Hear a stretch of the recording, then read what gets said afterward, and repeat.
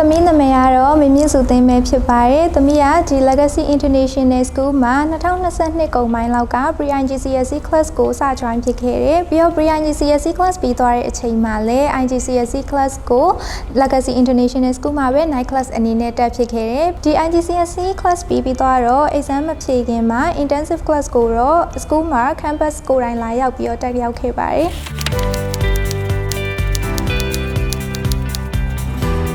Major exam မှာ Forester 2A နဲ့ IGCSE ကိုအောင်မြင်ခဲ့ပါတယ်။အဲ့ဒီ achievement ကိုမြင်တော့ကြတော့ကိုစူးစမ်းခဲ့တာလေးလည်းအဆင်ပြေပြေနဲ့ပြီးသွားတာကြောင့်မို့လို့တော်တော်လေးပျော်ရပါတယ်။ဝမ်းလည်းဝမ်းသာပါတယ်။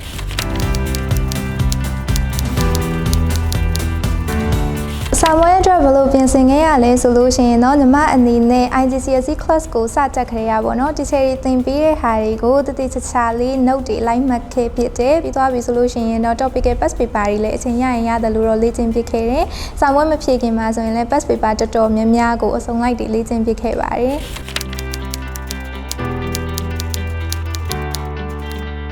အခက်အခဲဆုံး subject ဆိုလို့ရှိရင်တော့ English as First Language EFL ဖြစ်ပါတယ်။ဒီ EFL ကခက်တယ်ဆိုပေမဲ့လည်းဆရာတွေကတတိချာချာလေးသင်ပြပေးရဲလမ်းညွှန်ပေးရဲသူတို့ပြောတဲ့အတိုင်းတတိချာချာလိုက်လုပ်ခဲ့ပြီးတော့မှညီမကိုယ်တိုင်လည်းခဏခဏရေးကျင်ပြခဲ့တယ်။ပြီးတော့ရင်သူများရေးထားတဲ့ sample letter လေးတွေရှိတာကိုလည်းညီမဖတ်ဖြစ်ခဲ့တယ်။အဲ့လိုနဲ့ပဲအဆင်ပြေပြေနဲ့ exam မှာလည်း A နဲ့အောင်မြင်ခဲ့တာကြောင့်မလို့ EFL ကိုလည်းအဆင်ပြေသွားခဲ့ပါတယ်။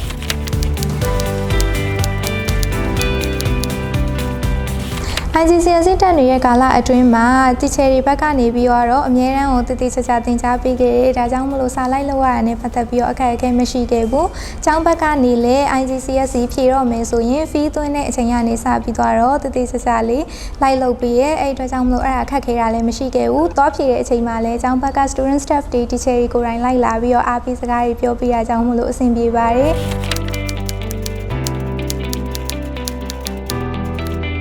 နောက်ထပ် IGCSE ဖြေမဲ့လူတွေအနေနဲ့ကတော့ IGCSE ဆိုတာအရန်ခက်တဲ့စာမွေးကြီးလည်းမဟုတ်ဘူးပေါ့နော်ပြီးသွားတဲ့အချိန်မှာ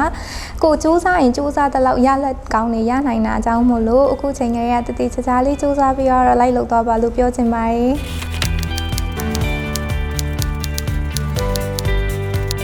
IGCSE ပြီးသွားပြီဆိုလို့ရှိရင်တော့ A level ကို join ဖြစ်မယ်ပြီးသွားပြီဆိုရင်တော့ uni ဆက်တက်ဖို့အတွက် abroad ထွက်ဖို့ကို legacy မှာရှိတဲ့ overseas service နဲ့တိုင်ပင်ပြီးသွားတော့မှ abroad ကို university သွားတက်ဖို့အတွက်စဉ်းစားထားပါတယ်